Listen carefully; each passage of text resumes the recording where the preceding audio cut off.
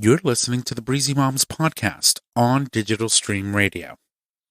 With so much bad news coming in daily, it's a welcome relief to hear good news.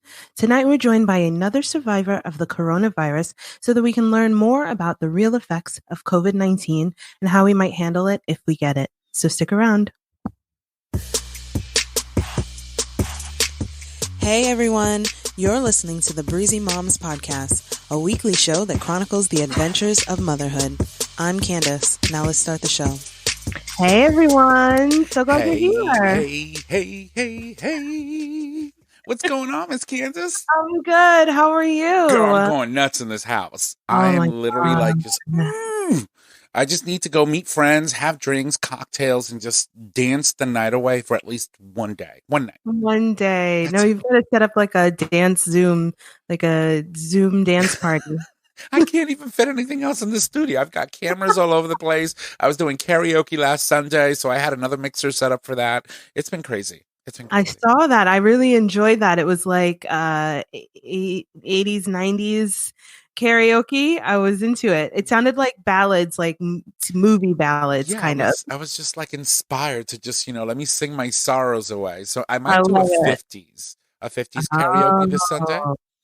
So I don't even know 50 songs. It makes me think of Elvis and the Twist. Yeah, so you've got Elvis, you've got like, when you think about Richie Valens. And, I was just going to ask like the quartets, those like barbershop type things. Okay. Because those are like, cool. So I always say to people. Is it the Four Seasons? Is that the name of a group? Four Seasons? Could be. Something like that. I have to look at my list. Yeah. But, I like that.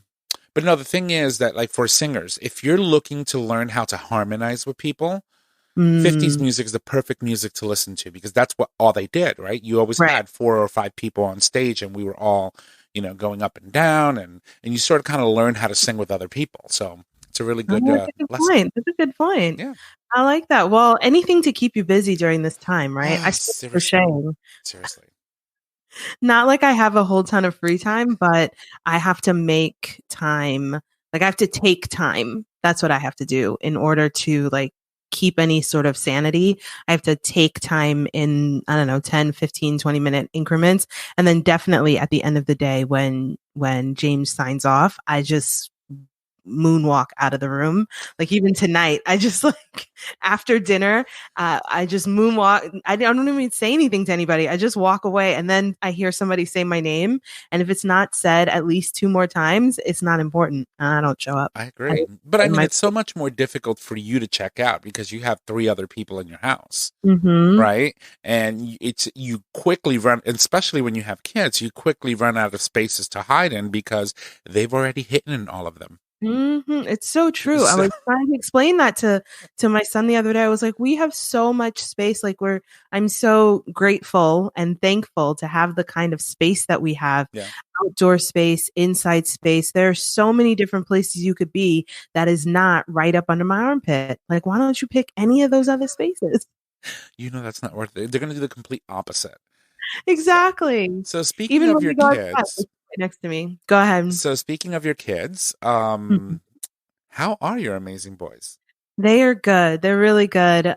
We have started doing, I don't know if I mentioned this, but we haven't always been we're not a sit down and eat kind of family. One, my table in my kitchen only seats 3.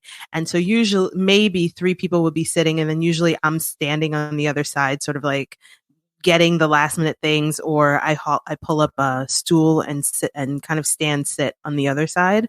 But part of, this is week 6 of quarantine and trying to figure out ways to have us have some time together. Like there's a difference I've realized in now 6 weeks of being together apart, right? Or like having quality time actually together. So you could be cooped up in a house for 6 weeks with people and still not have any actual quality time with them. It's a little bit different because they're kids and so they're really up on top of me, but it's still not really quality time. So I've been trying to institute. I know. So I've been trying to institute some sit down meals for us. And now we're sitting down at lunchtime, which has been incredible. Like just getting James to to take an actual break from work, which is very difficult to do when you're working from home. It's so easy to just like keep working, right? And so to get him to take at least a half an hour break and come downstairs and sit and have lunch with us, not come downstairs and do something else, but like actually sit and face to face with the three of us. And yesterday they played chess during lunch. Today we just kind of like shoot the shit a little bit. Another day we have some storytelling dice. And so we rolled the dice and everybody was telling a different part of the story.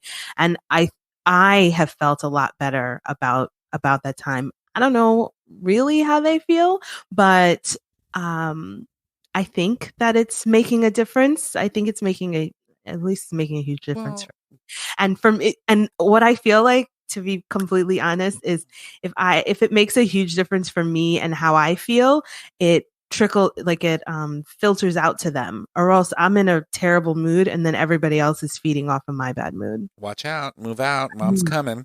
No, but I Right? mean, you're the person that runs a house, right? You take care of the kids, you cook, and you do what you got to do while your husband is working, and therefore, you know, who cares what anybody else does?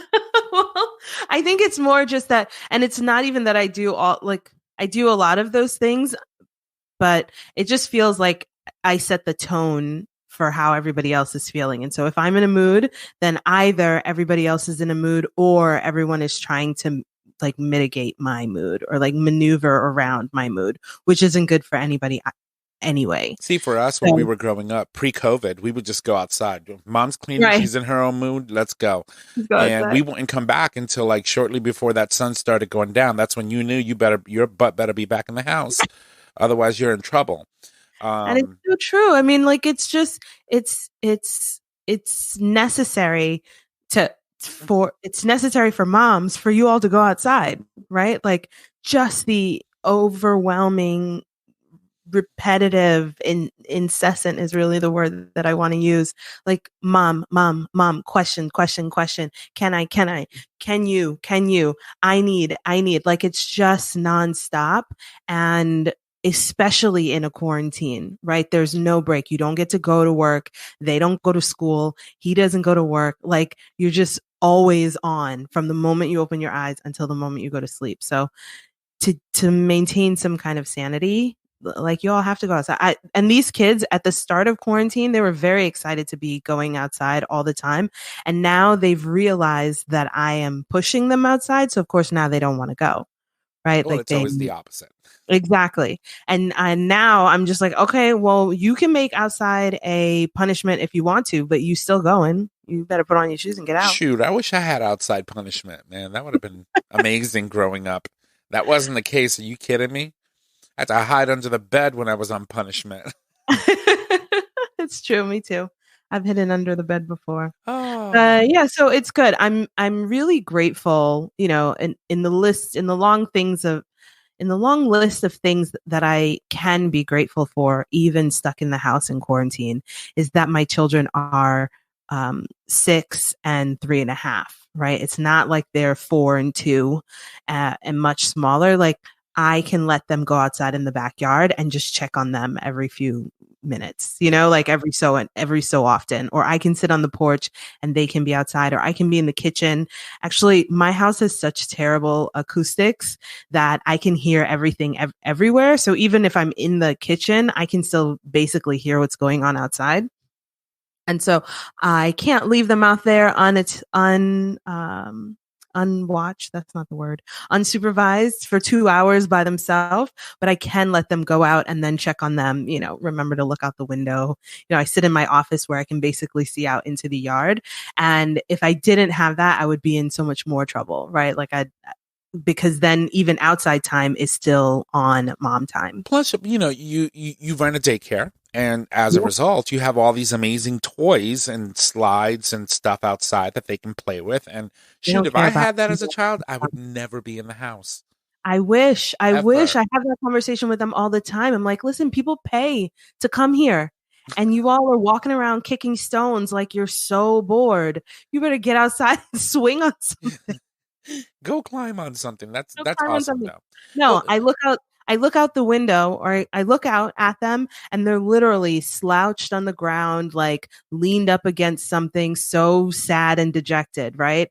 I bring them back inside and they're flipping and jumping off of the couches. I was like, if you don't sit down, you better go outside and flip and jump off of something. Don't come in here and jump on my stuff. Like, I don't understand. You cannot lounge on the express grass. that energy somewhere else. You lounge on the ground all sad and you come inside and jump off the back of the couch. Doesn't make any sense. Well, I mean, but in the end, whether they're jumping inside the house or outside the house, the important thing to remember is that in times like this, you guys are safe. Right. You're able to thankfully be able to do that. Some people that live in apartment buildings can't even do that. I know. Right? The park is like down the street and, you can't, let them go outside because you're afraid they might come in contact with someone. And for you, it's like open the back door. Nobody should be back there anyway. So it's just you two. Then do what you got to do. I know. I try to remind myself to be grateful for those things because, everyone's situation is different.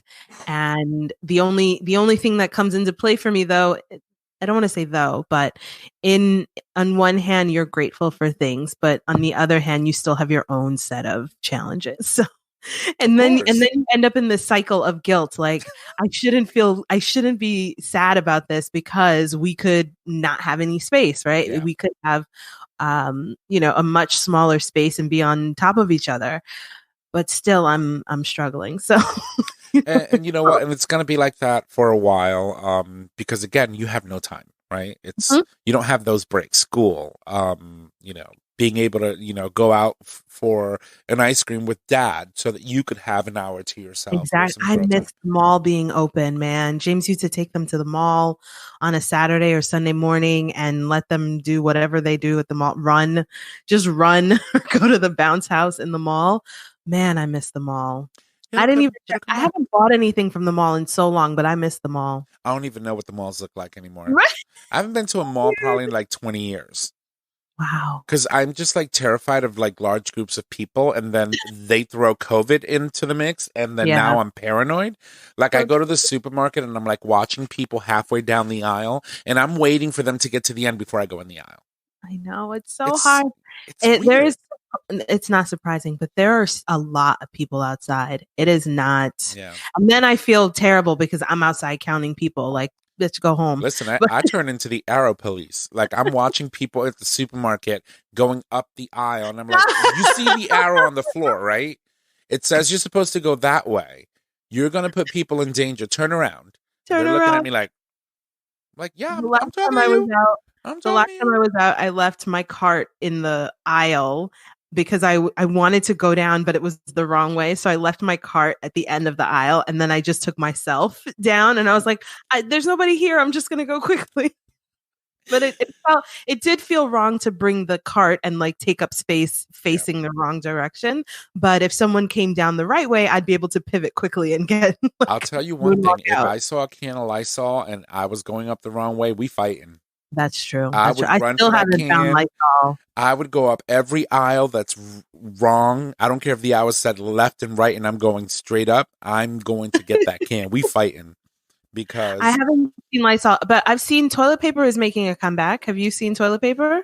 I don't use toilet paper because I have a bidet. Oh, right. It's glorious. It is. I'm telling you, people. So you're not even thinking about toilet paper? No, get a bidet.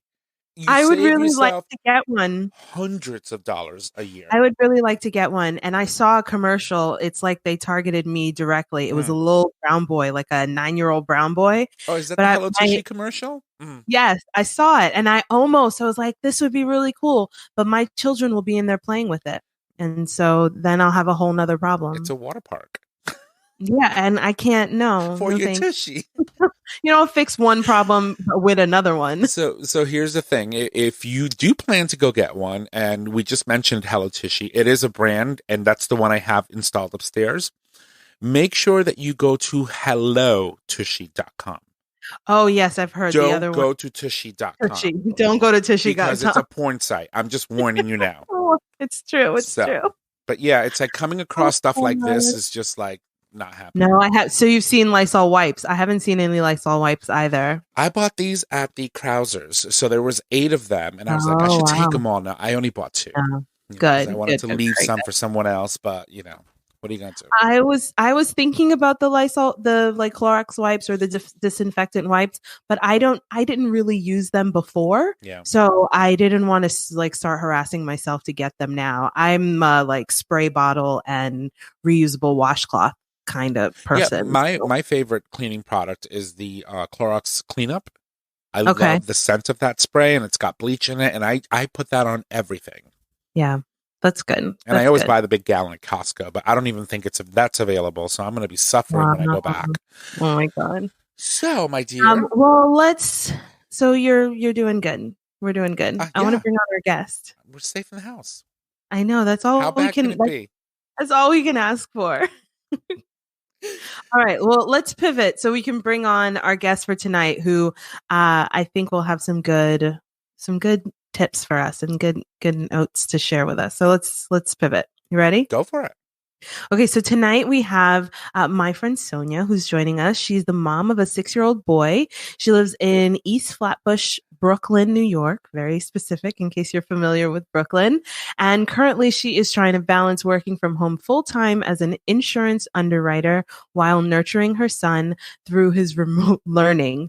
And I laugh because like remote learning is insane. So Sonia, thanks for taking a break and joining us tonight. It's so good to have you. Hi. Can you hear me? Yes, we can. And we can see you. You look great. Thank you. You too. So it's so good to have you on the show. Welcome. Thank you. Yeah, thanks. Thanks for having me. Absolutely. So let's jump right in. I'm really, we were talking earlier that it's probably been at least 20 years since I've seen you. We went to high school together, but because of the magic of Facebook, I feel like I see you all the time, and I've watched your beautiful little son growing up. He's so awesome. So tell us just a little bit about you and how you've been over the last 20 years. I know. I've been good. Of course, you see Daniel all the time. That's the 6-year-old. I'm married to Ronald, who and we're in Brooklyn. We're in the neighborhood that I grew up in, so very familiar. And it's been good. Life's been good. Just balancing work, getting him to school, being home, trying to, have time at home with the family and all that. It's been good. Good. And you're where you grew up. So does that mean you still have family around? Yeah. Well, yeah. My parents are around. My brother's in Connecticut. Actually, he's closer to you. Nice.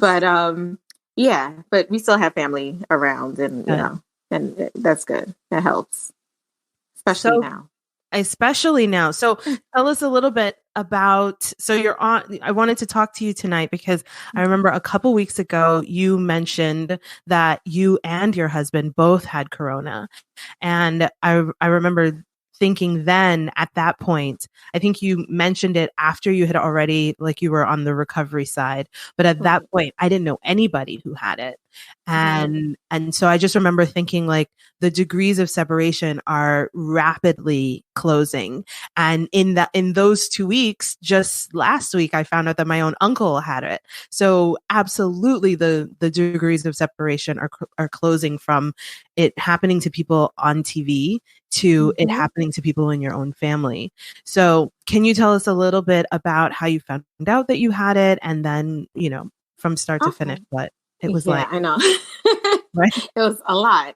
So how did we find out we had it? So schools here didn't close until I want to say the 16th of March. Oh, okay. So yeah, we found out on the 15th, which was Sunday, that schools were going to be closed. My husband teaches. So on the 13th, I think some of the charter schools had been closing, and we were aware that Corona was spreading, but we still weren't at the point where, part of it was knowing anyone who had it. There were still rumors that younger people weren't being affected. The children definitely weren't being affected at that point. So we considered it, but we weren't like, serious. At that point, parents had started taking their kids out of my son's class, the parents who could. As I told you, like in our case, my husband's teaching, I work for the state. So no one's home to stay with Daniel. So we were going in. So so that was the 13th. On the 14th, let me see. On the 14th, Daniel, it was a Saturday. Daniel has his activities. Looking back, we were out. We were normal. We went, he did his little skateboard.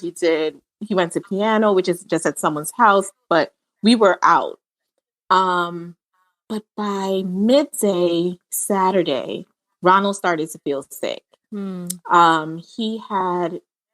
He was feeling chills, especially in the evening. He was feeling chills. He had a sore throat, but that's as far as it went for him. I was perfectly fine. We had a play date that was scheduled for the Sunday.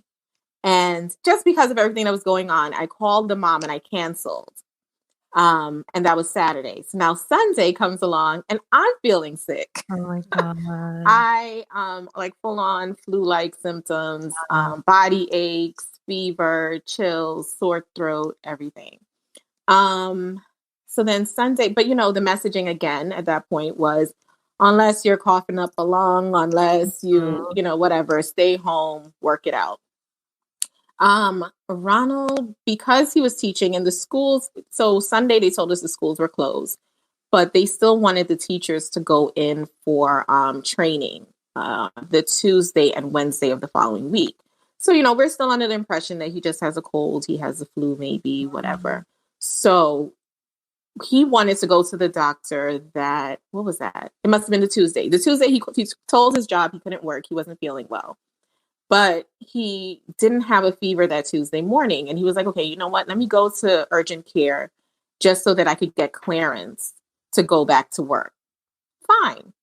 At the last minute, I'm like, oh, yeah, let me go too. Because I had no plans of going. So anyway, I was like, I'm good. Whatever. I don't get sick. This is a passing thing. So at the last minute, I decide to go too. Funny thing is, we get to urgent care. Now, put in the parent part. So Daniel's with us. So we had to do this like back and forth shuffle of who's staying in the car with Daniel and who's going into the urgent care facility. Wow. So I went first. Ronald stayed with Daniel in the car because we didn't want him exposed to anything. Yeah. I went through my appointment. I had a fever at the time. And because I had a fever, so they tested both of us for strep and flu. Those came back negative because those were immediate. But because I still had the fever, she tested me for corona. Ronald, who was the person who was initially going in, didn't have a fever at the time, so he was not tested. They just said, oh, based off of your test, we can assume that he, whatever. If you're negative, he's probably negative, whatever.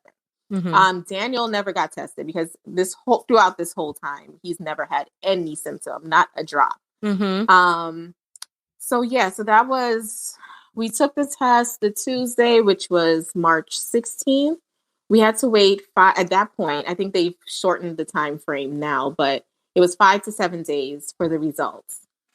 So because I didn't have the results at the time, I already had to start working remotely. So that week I'm working, I have Daniel home, Ronald's home, we're both sick. We're pretty much juggling care of Daniel between fevers. So it's like when our fevers are high and we have no energy, mommy and daddy are in bed. Like you are going to be watching some TV. You're going to be doing whatever you could do.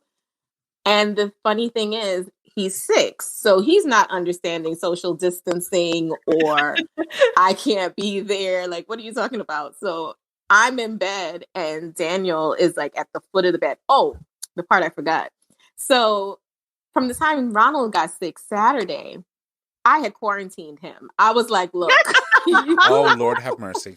You are downstairs in the because at that point he was the only one sick. And I'm like, we got rumors of corona. Like, we're not doing this. We have a 6-year-old to take care of. I quarantined him. Take care of him. I was not like Idris's wife. I was not like my friends made me feel bad afterwards. They're like, Sonia, but how you No. He got soup. Like, we left it on the step. He got ginger tea.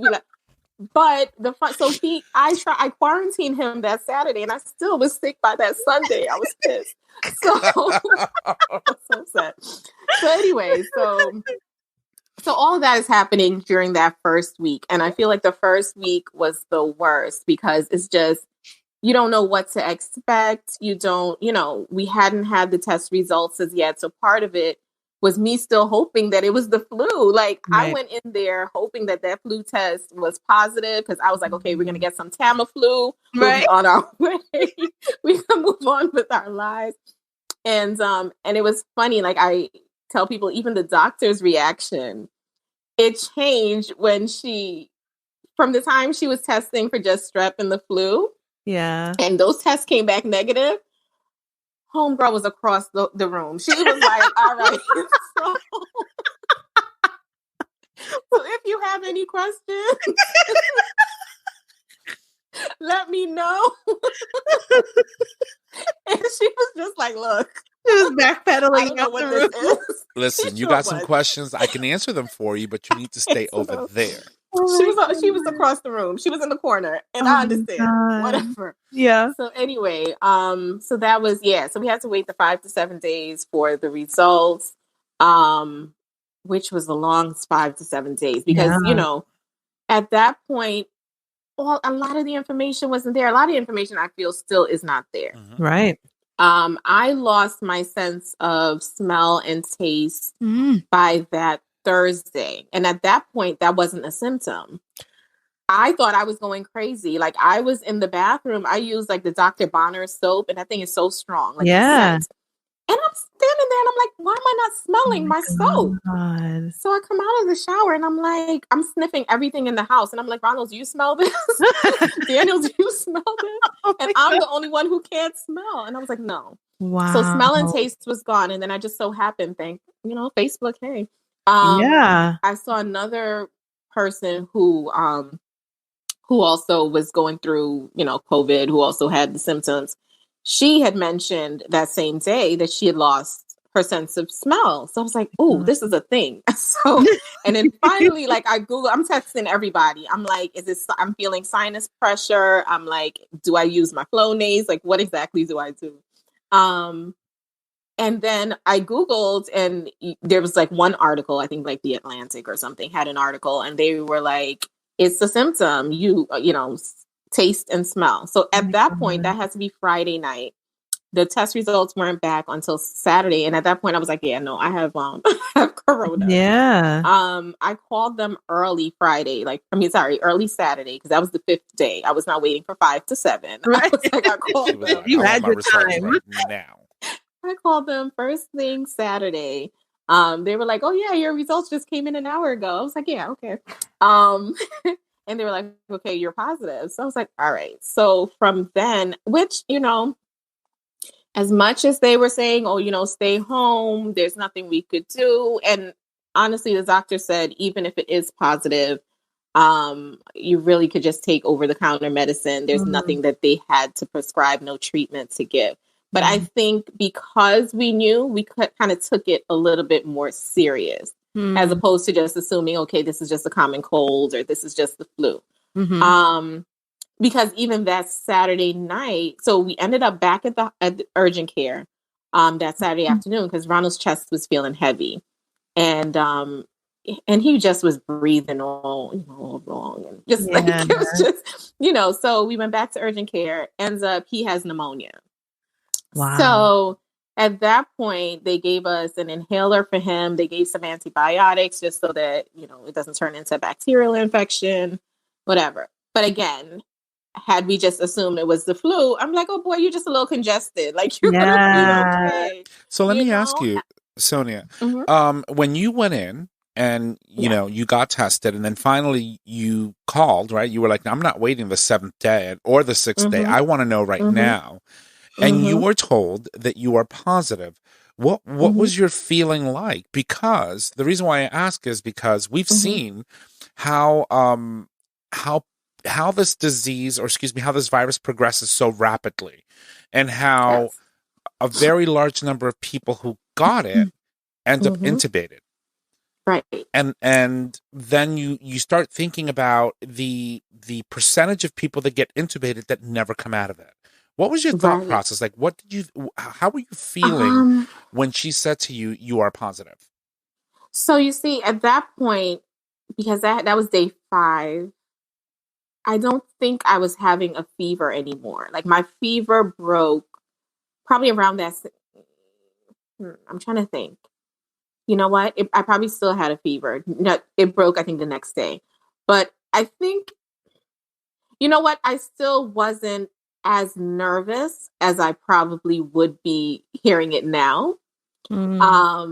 Because at that point, the messaging was still that young people are recovering. People in their 30s, it was still the messaging of no underlying conditions. You're fine.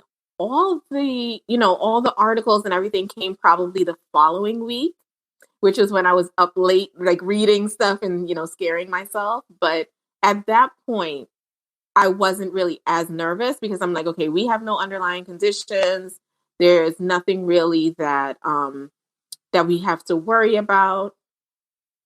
Yeah, I wasn't as concerned as hearing it now, though. I probably would be a lot more concerned because, and we're in the heart of Brooklyn. Like, we are in the middle of everything that's going on. The morgue trucks, everything. So, yeah, so it wasn't, I wasn't as concerned as, now. And it's interesting that you say that because, when you were talking about the loss of smell, for example, that you were nonchalantly just going about your business and then all of a sudden you can't smell anything and you're looking for information as to whether or not this could potentially be a symptom of COVID-19. Right.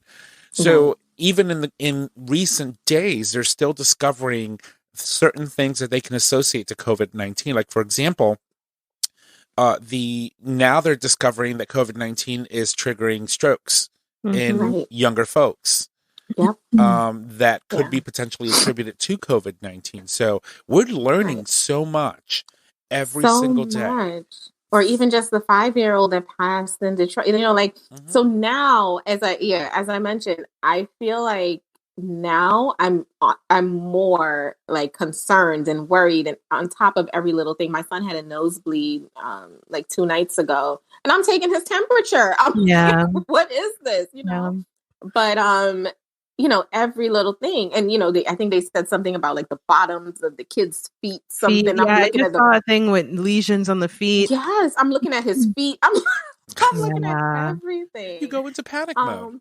So it sounds like you had it early enough in the, like on one hand, it's scary. It's scary because it's so early and you don't have any answers. But on the other hand, this is a point where ignorance is kind of bliss. Like, bliss is not the right word in this conversation. No. Because you didn't know about, so like, because we didn't know to be that worried. Right. It was, you're just kind of going through the motion. So it's, I don't know if it could be like, I don't want to say anything insensitive, but like, could it be a positive that you had it early on, just in terms of how you manage? Yeah, you know what I mean, like mentally. I was saying that to Ronald actually up to yesterday.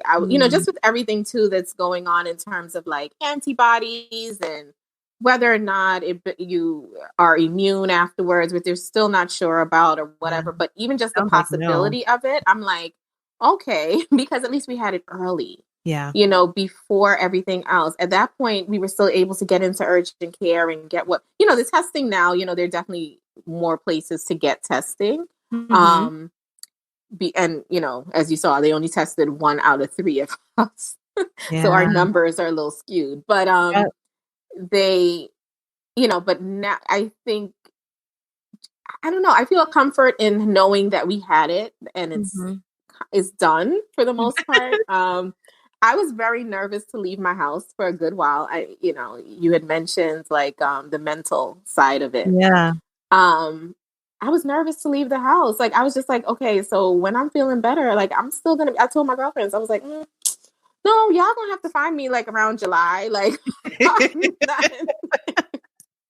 I And want no especially parts. when you find out that people are getting reinfected. So Yes, it's not even yes. certain that you're immune to it now. I was like, I want no parts of your streets. Like, I am good in my house. We got so comfortable. Like, I was so happy that we had the support system that we had, like we got real comfortable with the groceries getting hung on the door, and we just step out and take, like put it on the front step, whatever. But yeah, I think it definitely, I see it as a blessing as to when we got it, Mm-hmm. Yeah, I don't know. It's it's a weird place to be, and it's an interesting. I don't have any good words for it. Where you can feel all of these confusing, conflicting feelings all at the same time, right? It's true. It sucks to have this terrible disease, but it's good that you got through it. You know what I mean? Like it's very challenging to have to feel all of those different feelings at the same time. And there's no right way to manage it. I want to talk a little bit about so you mentioned earlier that Daniel was sitting at the foot of your bed, right? Like how did you guys, kids that age, in that age group till about probably 10, right? And maybe even afterwards. I don't even have a 10-year-old, so I'm not sure, but they don't understand social distance, right? They can't understand it. How did you talk to him about it during the time? You see, prior to all of this, like Daniel and his classmates, like they had been talking about Corona, like they could tell you all about Corona prior to us even getting sick, prior to the schools closing, all of that. So he understood that there's this virus that's going around, that it's, very contagious, all that. Now, in terms of like keeping him away, keeping him, girl, I don't know. Like we failed when it came to that. But again, let me tell you, it was still the messaging of kids don't get sick, kids don't, so although we had him around us, we were like, oh, he's good. And honestly, and we still don't know exactly where we got it from. I had been side-eyeing him for like the first couple days because I'm like, you're the silent carrier. Like I was telling, Daniel, you were side-eyeing Daniel. Yeah. I told people that, people were dropping off food and everything, dropping off every random thing for us. And I was like, look, if you see Daniel playing in the front yard, abort mission. Abort. So do not engage. They're cute. That's how the virus knows what it's doing. So let me ask you, how hard was it knowing that either your husband or yourself you have to provide for your child, for your kids, right? And obviously, you're not going to let. Is he 6? You said 7? He's 6. Yeah. 6. So you're not going to let a 6-year-old start cooking on the stove for himself because you're self quarantining in a room.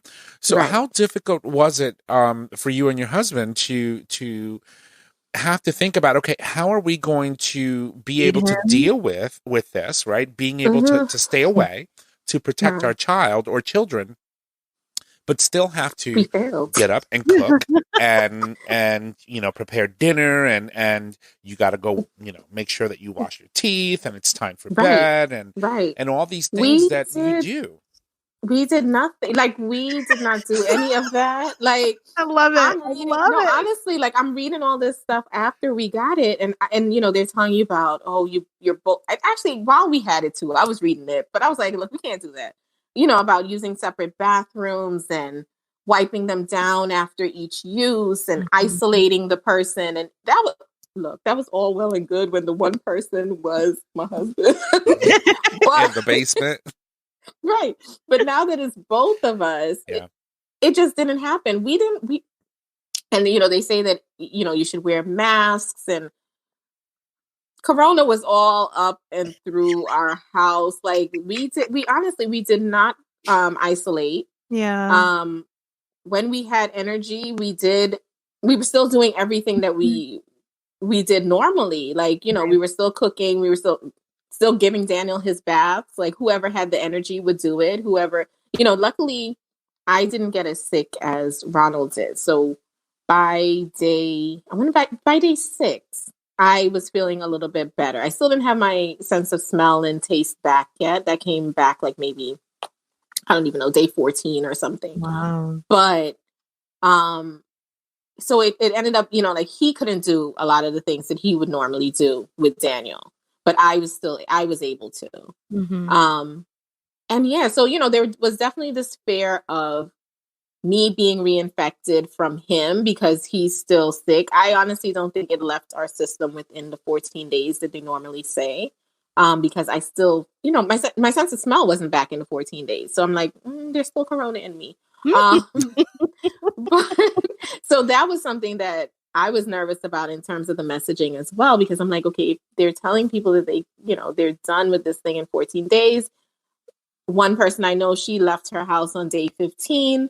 And I'm like, I don't know. Like, Well, I think the messaging that I was understanding was that the incubation period for this was 14 days. 14 days. That once you were exposed, it could take up to 14 days to develop symptoms. But the recovery would go further more than that. Like some of these people that, for example, if you were intubated and you made it and they took that tube out, you were going to be going through it for at least 6 weeks.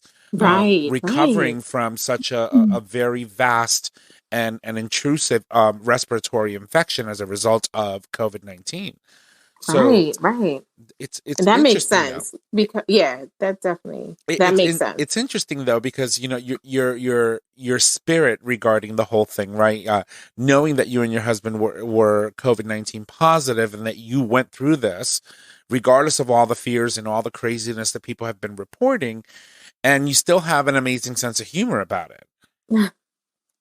Yeah. I mean, it speaks volumes to your character and who you are. And I think he's also a New Yorker. Nothing takes us down.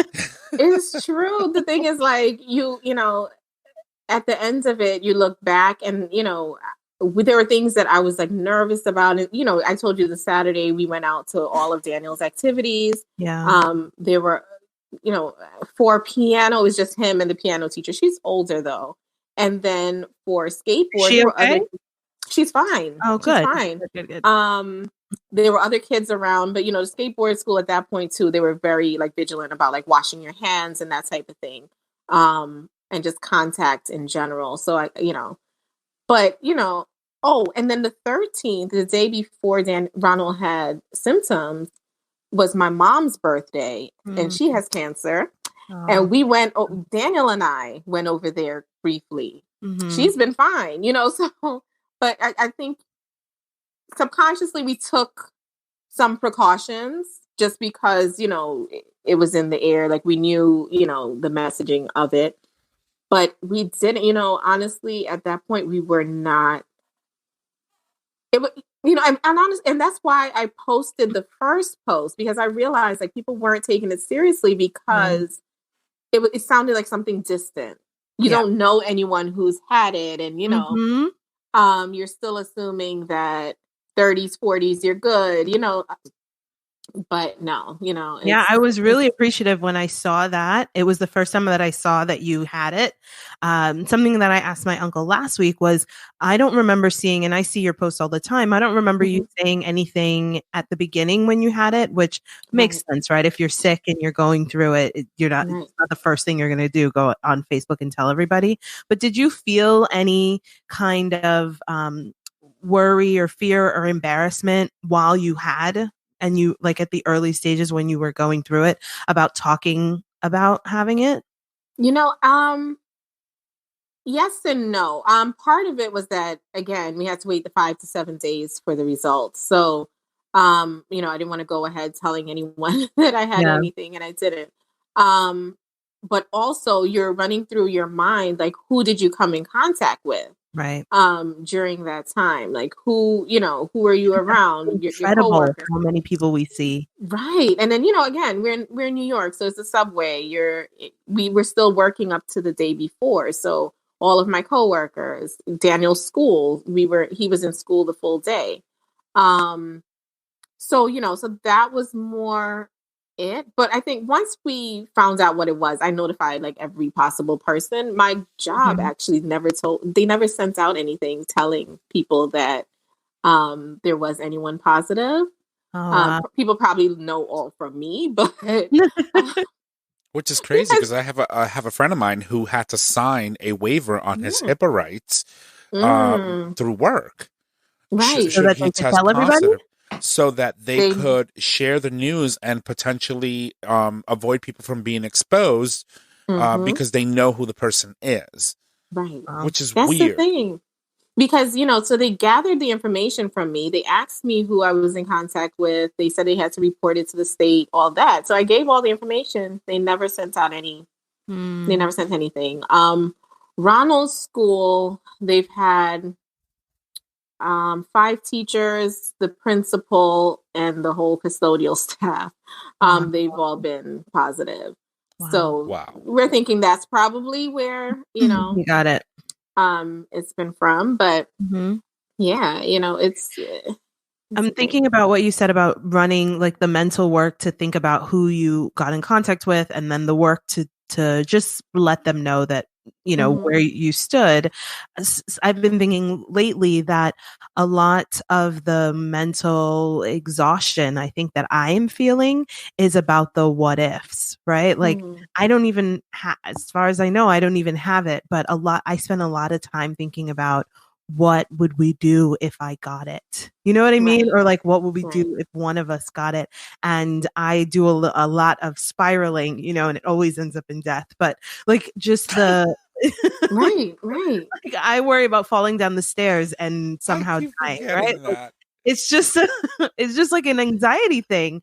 And so sometimes I think that part of why so many of us, at least myself or anyone who's prone to anxiety or has any, even underlying anxiety, is just there is a weight in the unknown and the fear of the unknown.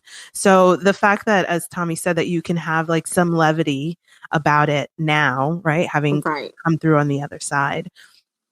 There is still definitely a fear of getting reinfected. And I think my fear now surrounds, okay, if you get reinfected, is it worse than the first time? Right. Right. So now, like, honestly, now I would be so much more fearful of having it than I was the first time. And it's all again because of the messaging, the different, the deaths that you've seen, the young people, old people, like it doesn't discriminate. And the fact that it hits everyone's body so differently. Like Ronald he had a cough. He didn't have like sore throat and the body aches and that type of thing. It just went straight to his lungs. Like it was it was like pneumonia. Boom. Right. Our symptoms you didn't get pneumonia. Different. I didn't get pneumonia.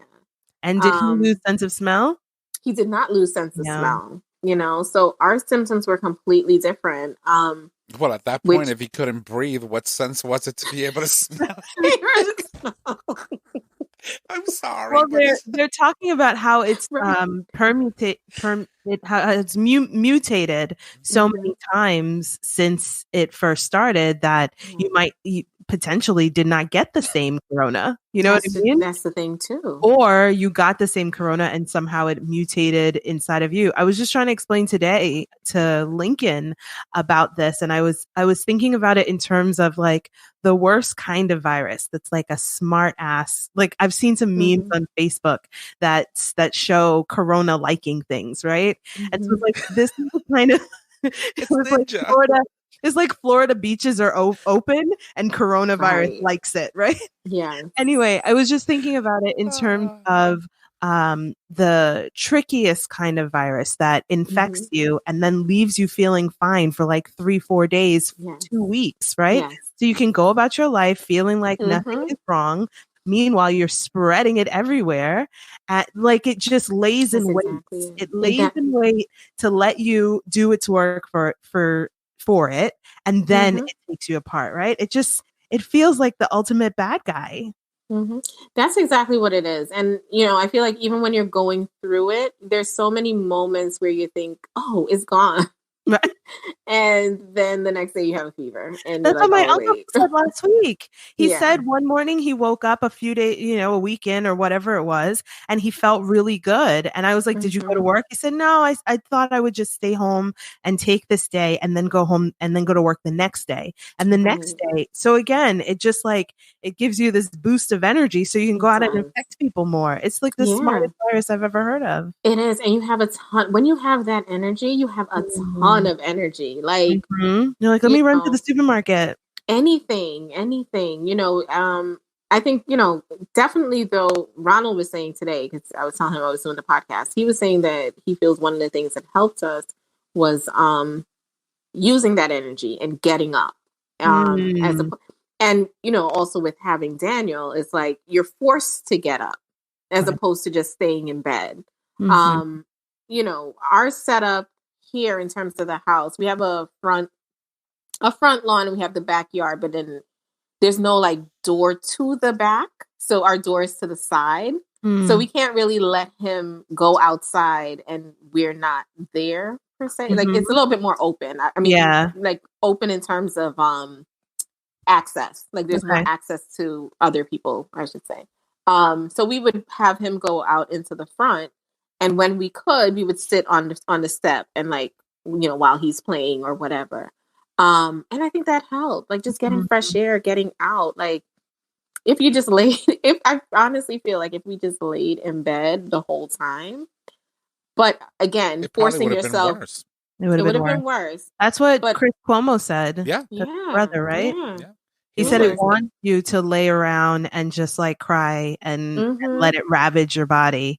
And that you have to force yourself to, even if it hurts, like you have to force yourself to move around a little bit and refuse to, just atrophy in your bed. Right. It's true. It's true. So just taking advantage of those moments where you have that energy and just, getting up and going and, it's I don't know. I honestly, there are moments like Ronald was like, I wouldn't wish this on anyone. Like, it's because you don't know where it's going. And I think at that point, I think more so when he got pneumonia, it was more of a fear because like, you don't know. Like, I'm like, oh, you old. No, he's not. But it's like, ooh, I'm 60. It's like only old people get pneumonia.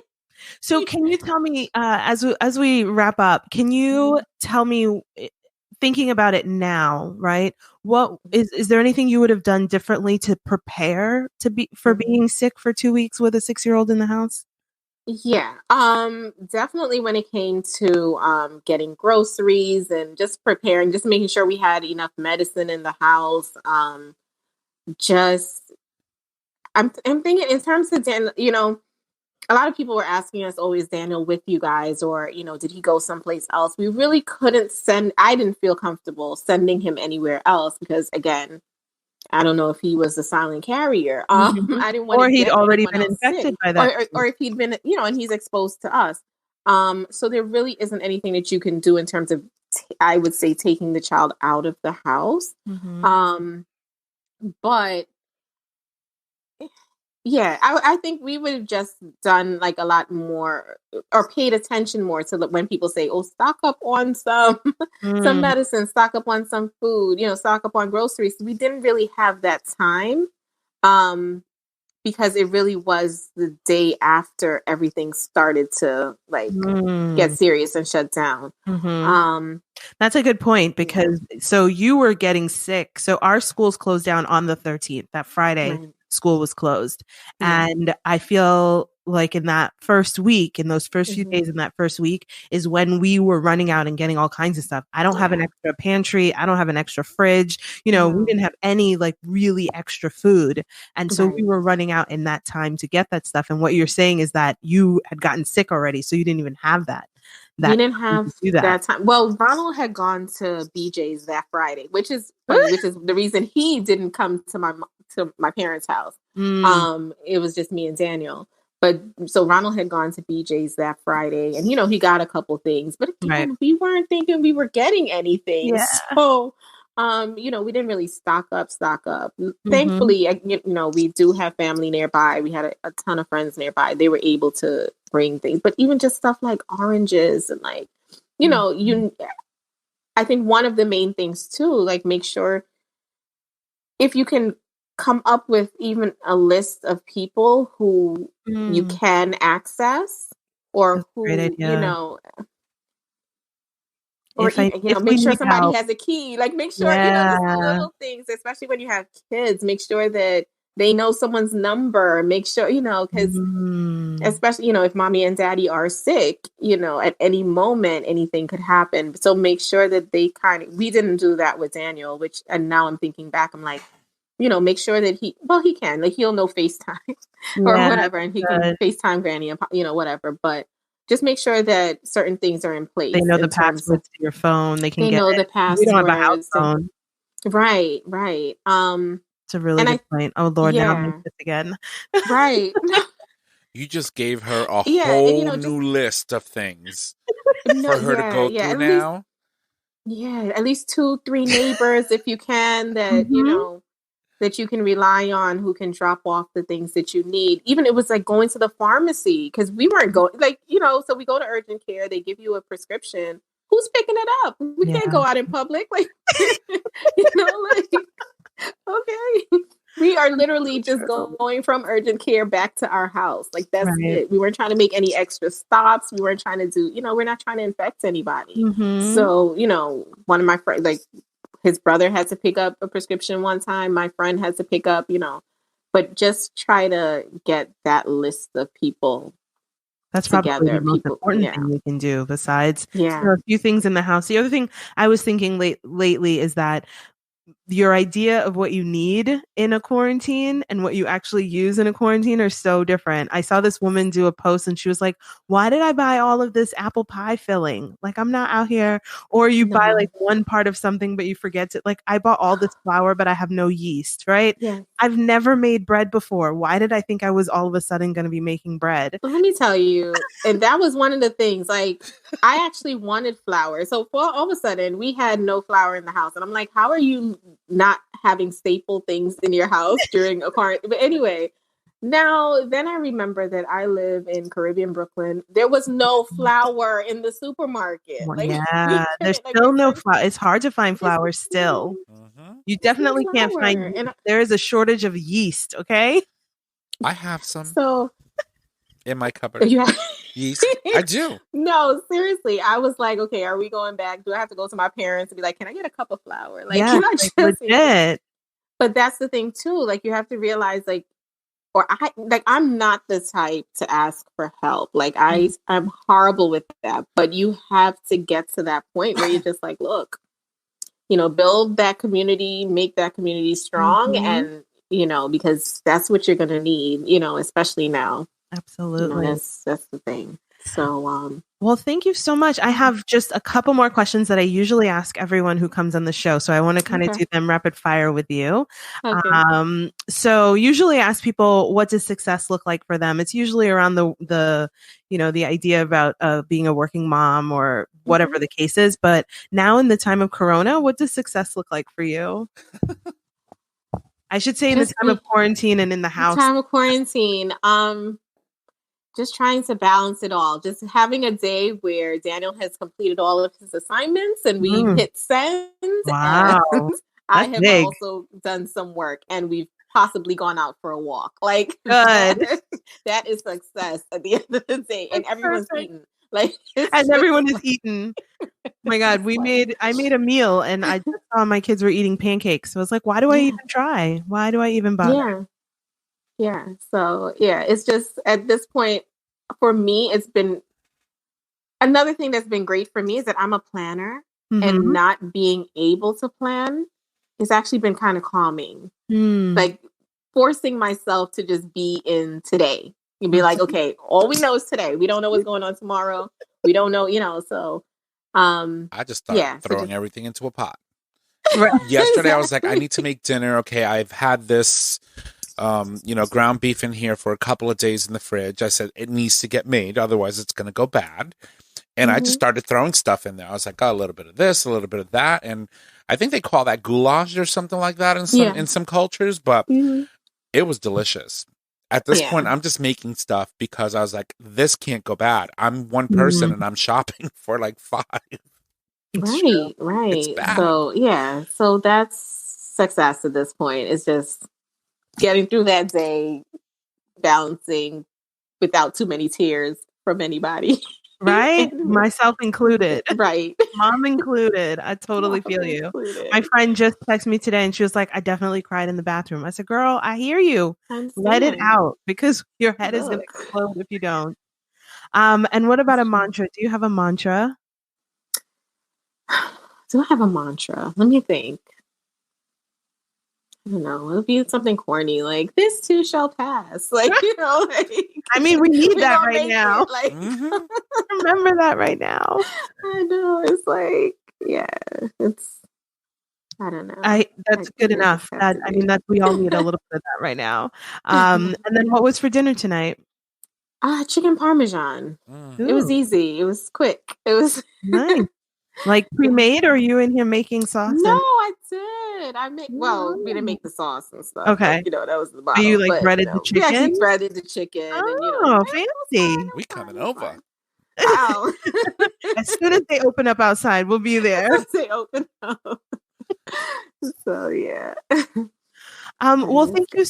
No, the last one. The last one is mom tip. Do you have a mom tip? Mom tip. Something that that's like a little, maybe a quirky thing or just a little thing that you always find is really super helpful for you as a mom. I guess I guess it would work at any age. Remember their age. Oh. Like for me, I have to remind myself a lot of times that he's 6. Oh, okay. He's 5. He's 4. Regardless of how they speak or how mature they may appear or how much you think they can actually process, remind yourself that they're 6, and it takes away a lot of the stress where sometimes you want to lash out and you're just like, no, that's real. That's real. My 6-year-old looks like he's 8 easily. Oh yeah, he's tall. He wears a size 10 clothing. He's humongous, and I have to remind myself constantly that he's only 6. And he's a fresh 6. Yeah, with Daniel, it's his mouth. Like he talks like he is one of our peers because he's always around us. So but then you have to remember at the end of the day, like he's crying because he's 6. Oh, he doesn't understand why. And I'm always like, why are you crying? Like that's not something for you to be crying over. Oh, you're 6, right? You can't I always find that the mouth sort of kind of works his way into many scenarios when it comes to kids at different stages, right? Because you're like, you go from that. Did they just say that? Did you just say that? And then you try not to react, right? Because if you do in a, oh my God, that was so hilarious, then they'll start doing it even more and more. Right. But, you find that at different stages, it's like you go through different periods of like, so for example, at 4, they're still developing some sort of like, speech and trying to put sentences together. And then they finally put one together and you're like, where'd that come from? Yep. Right. Exactly. You're 6 now. You're no longer 4. We tried to get Lincoln to put on clothes. Like he had on, I think he was wearing a t-shirt and underwear. And we're like, why don't you put on some clothes? It's cold, blah, blah, blah. And he says, oh, I'm not cold. And James says, well, I'm cold. You should put on clothes. Like it's cold. And he goes, you don't have my body. Like that's not my body. How do you know if I'm cold or not? And I just had to turn around and walk out the room. You don't have my body. You handle that. Go ahead, Daddy. Handle that. This is incredible. But you're reminded, right? Remind yourself that they're only how old they are. Whether it's 16. Right. And right now we're all going through it. So for as much as adults, we are trying to manage this really uncertain and crazy time. They are feeling all of the things that we're feeling and not having any of the words to be able to handle it. Exactly it. Yep. So mine are I would say we're probably all really short-tempered right now. And the reaction comes really quickly from like the littlest thing. Just everybody is on edge. And I don't know what to do. You know, I got therapy on Saturday. That's all I got. There you go. We all gonna be there after this, so it's okay. Really? And I just told my friend, I was like, actually, during, okay, this is my second session that's coming up. I'm not even waiting because I can't. It has been just the roller coaster, right? We talk about getting through the day. You just want to get through the day. And some days I have it all together and you can like manage whatever is the thing. For me, I'm not working. So it's like, don't live in filth, right? Like, right. Take a shower, put on real clothes, brush your teeth, like pull it together, right? Like be a real human being. And so one day I can do that. The next day I'm not a real human being. I can't manage it. And it's I think it's that up and down that's also like maybe you could be in a depression for a week, but you'd be kind of like tempered, right? But this constant up and down business, you don't know, then you get new information about something else. It's a lot. It really is a lot. So yeah. Exactly. I am really glad that you guys are doing better. You look good. Thank you. You look good. I'm so glad that you both recovered. I don't know whether it's you know, in the moment, I'm sure it was really difficult that you both were sick. But it could have lasted longer if one person was sick and then got better and then the next person was, you know what I mean? Like, exactly. You just have to look at the positives, the bright side of whatever happened, and that Daniel continues to be his bright-eyed self. And you know, whether he's the secret carrier or not, he's doing well. So praise God for that. Yeah, absolutely. That's the thing. So thank you again for being on and for sharing your story with us so candidly. I really appreciate it. Thank you. Thanks for having me. It was great. Thanks. Absolutely. So come back anytime when outside is open and some other like better fun stuff is happening in your life. Come back and share it with us anytime. Definitely. Thanks. All right. So we'll talk to you next time. Okay. Thank you. Bye. Well, that was certainly it's uplifting, right? Because as I said before, most of the news and most of what we're listening or hearing in the news is how many deaths people, how many deaths and people we've lost as a result of COVID-19, and it's wonderful to see people go through it and survive and still be so uplifting about it, and that experience which could really cripple someone's mental health. To an extent that just isn't possible for many, but they're navigating that stellarly. That's amazing. It's absolutely really awesome.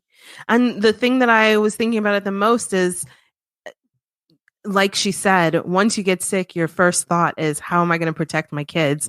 This is actually not one of those situations where you can send the kids anywhere, because then you risk infecting other people, right? And so there's got to be a weight and in the decision making about keeping your kids with you, because you basically have to, and then figuring out how to keep them safe in that time. So it is not an easy situation to be in by yourself, and is definitely not an easy situation to be in with kids. So I'm really glad, like she said, that she has a village of people, her family, her friends, everybody who is nearby and was able to support them in that way. I'm just really thankful for that for them. Hey, Candace, you say it all the time. It takes a village. It really does. Take a village.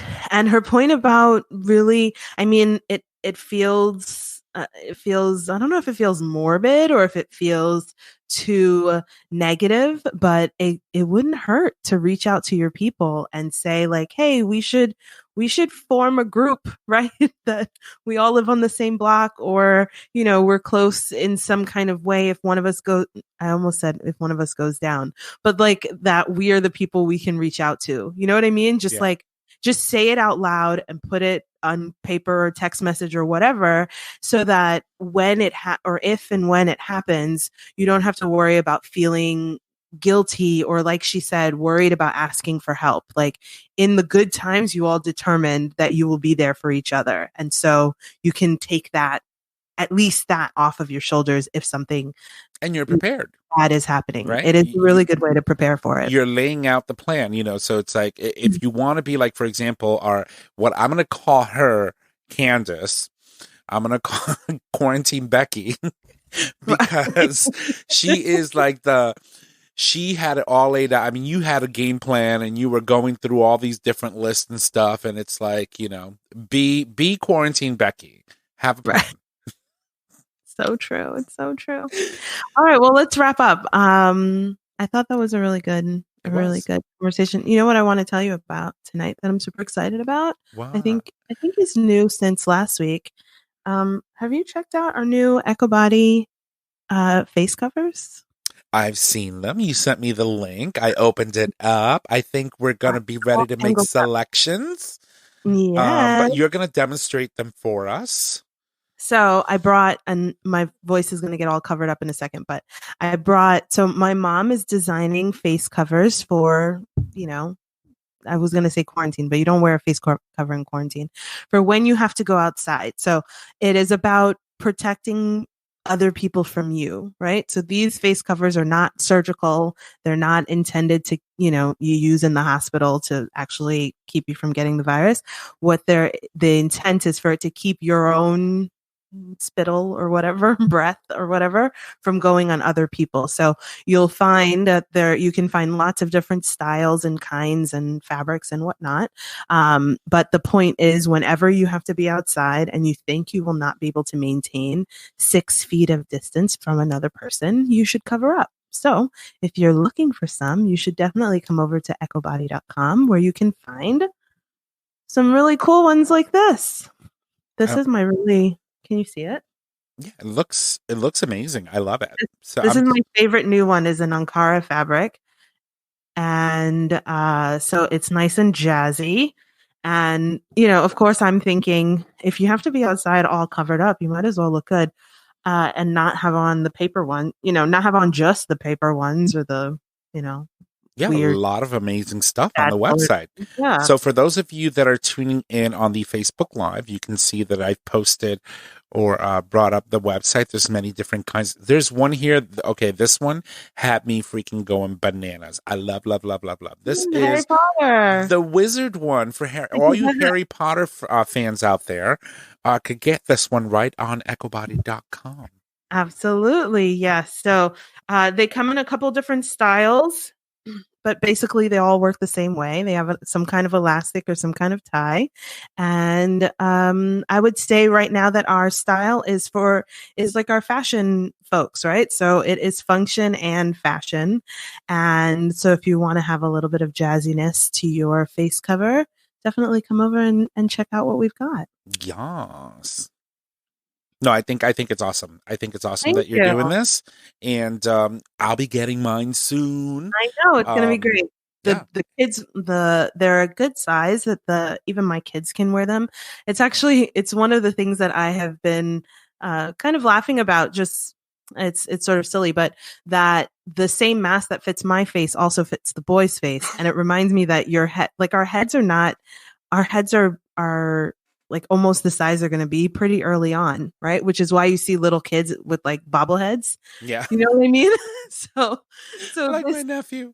You know what I mean? Because your head doesn't really grow that much from the time you're a child, not a baby, but from the time you're a child until the time you're an adult, it's mostly the same.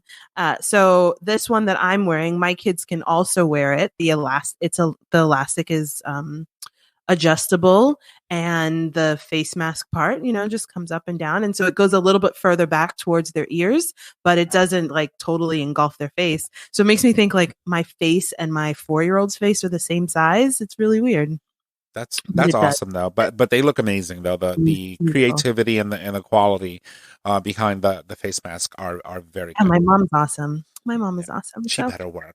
I know. So when you can, please, when you need one, go to EchoBody and find one. That's right.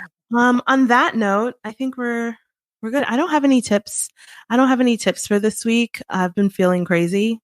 I use that word really loosely, but basically I have just been trying to hold it together. So I've been relying on some of my old tips.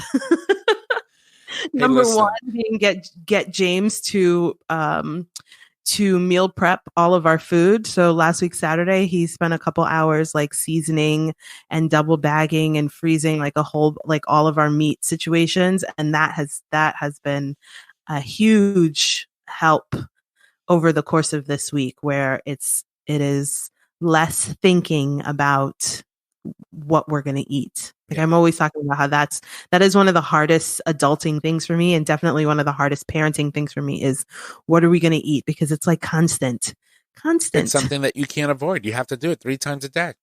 Absolutely. Well, at least. I mean, for most. Yes. And for kids more. It's like 3 times 5 snacks. Absolutely. So I would say don't worry about trying anything new during this time. So I guess I do have a tip. Let's not worry about trying anything new this time, or like doing anything new, or I don't know, losing 20 pounds or whatever.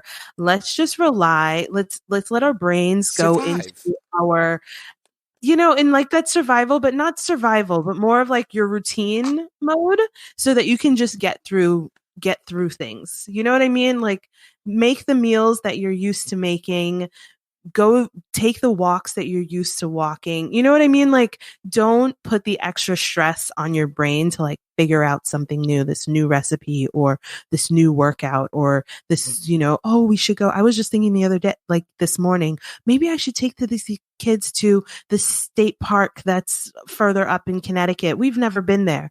Then I don't know where it is. I don't know what's going on there. I don't know what it looks like when we get there. Like that's not necessary right now. You should go to your tried and true places where other people won't be, or you should make your peanut butter and jelly sandwiches the way you usually did, right? Like listen, during this time, comfort is is your best friend. Do things that bring you comfort, do things that bring you peace and tranquility, because in times like this we need it. It's no time to be adventurous and trying something new. I mean, if you want to, no one's saying you can't. I'm just saying that you're going to save yourself a lot of aggravation and a lot of stress by just simply sticking to what you know for now. And then once this is over, go do whatever you want. Yeah, pick up when it's over, where you left off. So yeah, I think that's it I think that's all we can do, right? That's all I've been managing for at least the last 2 weeks. So if you're out there and you're feeling overwhelmed, I've had, I think 3 different moms today tell me that they were failing, right? At some point, Sonia said it today. Another friend, like here on the air, she talked about like not doing something or like failing at something. Another mom on text message told me this afternoon that she was failing at something. And another mom this morning told me she was failing at something. And I just feel like the general consensus for us right now is that we're failing, but we're not failing. We are just trying to get through this time. That's a really challenging, scary, traumatic, anxiety inducing. Like it is a lot. And if you are feeling overwhelmed, it's not because you're failing. It's because there's a lot of shit going on. So don't add to your anxiety this sense of failure or like self failure or whatever the terms are. I don't have the real terms. Don't pile that on top of what's already going on, because you're not the only one, which again is the reason why we have these conversations, the reasons why I talk to people about these things. You're not the only one. I'm going through it. Everybody I know is going through it. Everybody who comes on the show is also going through it. So you're not the only one. And if anything, you can take comfort in that. Absolutely. So please give yourself some grace today, this week, the next couple weeks, while we all figure out what's going on. And we're here. I'm here. Call me if you need to, and definitely reach out to someone if you need someone to talk to, because bottling it up is also not gonna help you. So definitely reach out and get help if you need help, because at the end of this, we need to all be still intact. Right? Our families are going to need us. Our kids are going to need us. Our people are going to need us. And if we do not make it through this time in one, just imagine all the stress that's going to happen when we have to go back to some sort of normalcy. Yeah. So work, do whatever you need to make it through this time. So That's where I'm going to end there. Thank you so much for tuning in, for checking in with us, for checking in on me the last couple weeks. I've gotten lots of phone calls. Thank you so much. Shout out to everybody in my village, near and far. I hope you're all doing well. And until next time, bye. This show is produced by Tom Ortiz at Digital Stream Radio. It's available for download on Podbean. Follow us at Facebook at Breezy Moms Podcast or email us at breezymomspodcast@gmail.com. Until next time, don't stress, just breathe.